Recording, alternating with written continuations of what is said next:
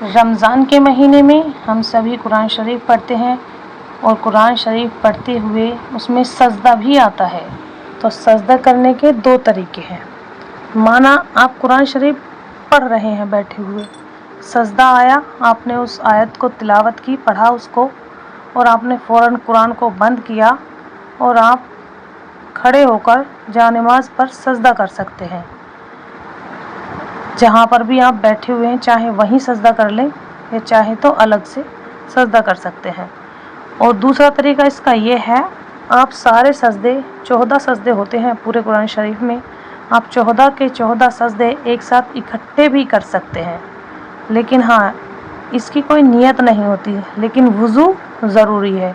वुज़ू कीजिए, आप जानिमाज़ पर खड़े हो जाइए और सिर्फ डायरेक्ट सजदे में जाइए, ना हाथ ऊपर करने हैं, कुछ भी नहीं पढ़ना, सिर्फ सजदे में। और सजदे में जाने के बाद आप सजदा कीजिए, सजदा करने के बाद अल्लाहु अकबर कहते हुए बैठ जाइए, 1-2 सेकंड रुकिए, फिर डायरेक्ट सजदे में, फिर उठिए, फिर 1-2 सेकंड रुकिए, फिर डायरेक्ट सजदे में। इसी तरह से 14 सजदे मुकम्मल करने हैं। तो आपको मेरी बात समझ आ गई होगी। इसी तरह से सजदे किए जाते हैं और यही सही तरीका है।